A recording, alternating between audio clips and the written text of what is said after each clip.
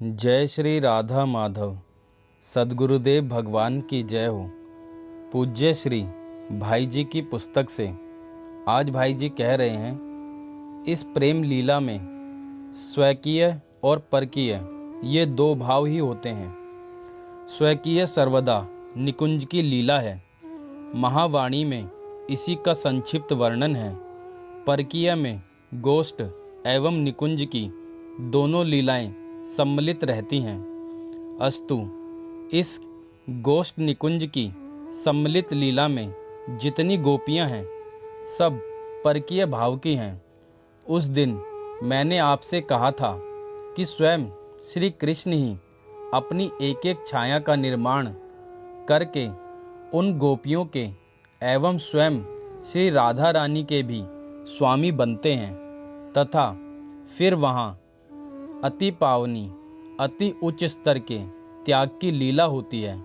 श्री गोपीजन सभी कुछ का त्याग श्री कृष्ण के लिए कर देती हैं। यही प्रेम की पराकाष्ठा है कि प्रियतम श्याम सुंदर के सुख के लिए सब कुछ का त्याग बिना हिचक के हो जाए। अब एक बात याद रखिए, जैसे मूल में एक श्री कृष्ण हैं, वैसे मूल में केवल एक राधा रानी ही है।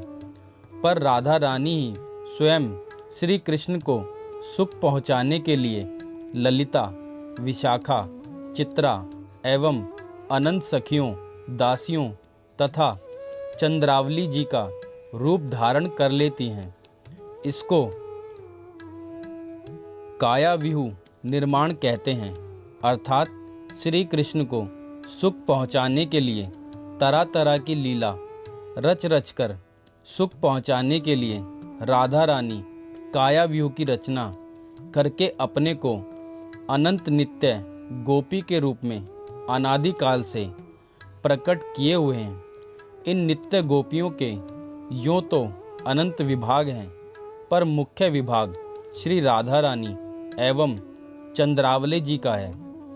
श्री राधा रानी ही चंद्रावली जी हैं, पर इन दोनों के दल अलग अलग होते हैं। उस दिन जो खंडिता के पद पड़े थे वह इन्हीं दो दलों को लेकर होने वाली लीला का वर्णन था।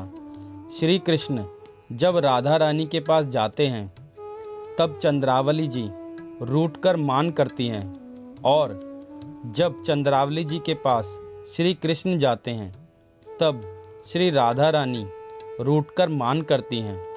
यही संक्षेप में मान लीला का सूत्र है। इसके अत्यंत सुंदर सुंदर रूप हैं एवं अनंत विलक्षण विलक्षण लीलाएं होती हैं।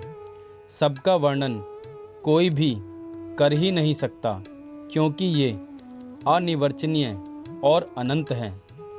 पर असल में बात क्या है यह भी समझ लेना चाहिए। श्री कृष्ण को अधिक से अधिक सुख मिले, इसीलिए श्री राधा रानी जी एवं श्री चंद्रावली जी मान करती हैं, तथा मान करने में भी कितना ऊंचा ऊंचा भाव होता है यह आपको श्री राधा रानी जी के प्रेम प्रलाप की कुछ बातें लिखकर कभी समझाने की चेष्टा कर सकता हूँ। बीच में यह लिखना भूल गया कि श्री राधा रानी जी की सखियाँ ललिता आदि एवं चंद्रावली की सखियाँ शैव्या आदि दोनों इस चेष्टा में रहती हैं कि कैसे श्री कृष्ण को अपनी अपनी सखियों के कुंज में ले जाएं। श्री चंद्रावली जी की सखी राधा रानी की सखियों की दिव्य प्रेममयी वंचना करती रहती हैं, और राधा रानी की सखियाँ चंद्रावली जी की सखियों की वंचना करके श्री कृष्ण को ले जाती हैं।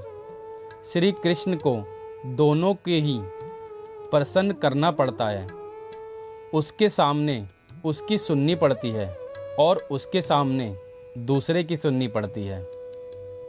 यूँ तो यह लीला अनिर्वचनीय है और उसके किसी भी अंश को पूरा पूरा समझना असंभव है, पर पढ़ सुनकर जीवन पवित्र करके श्री कृष्ण की कृपा से उनका दर्शन करने के लिए ही साधना करनी पड़ती है, तथा जिन संतों को जो अनुभव हुआ है तथा ऋषि महर्षि जो इस प्रकार की लीलाएं शास्त्रों में लिख गए हैं, उन्हीं को आधार बनाकर मेरी तुच्छ बुद्धि में जो आएगा लिख सकता हूँ।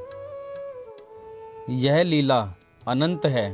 जो भक्त जितना ऊंचा अधिकारी होता है, उसे उतने ऊंचे दर्जे की लीला का दर्शन होता है। उसी लीला में से एक प्रकार की लीला का उदाहरण देके आपको समझाता हूँ। श्री कृष्ण की एक लीला है जिसे दैनंदिनी लीला कहते हैं, अर्थात वह प्रतिदिन प्रातः से लेकर रात तक 24 घंटे एक एक प्रकार की होती है।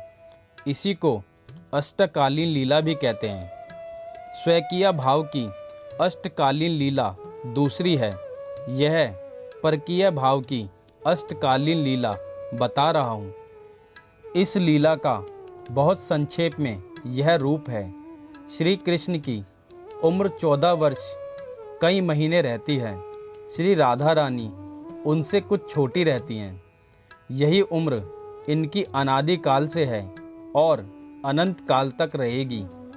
इसी रूप को नित्य किशोर एवं नित्य किशोरी का रूप कहते हैं, तथा इतना ही रूप में सदा रहकर यह लीला अनादि काल से चलती आ रही है और अनंत काल तक चलती रहेगी।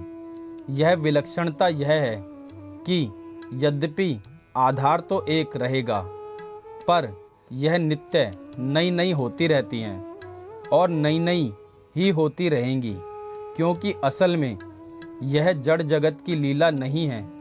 यह है स्वयं भगवान श्री कृष्ण की स्वरूपभूत लीला।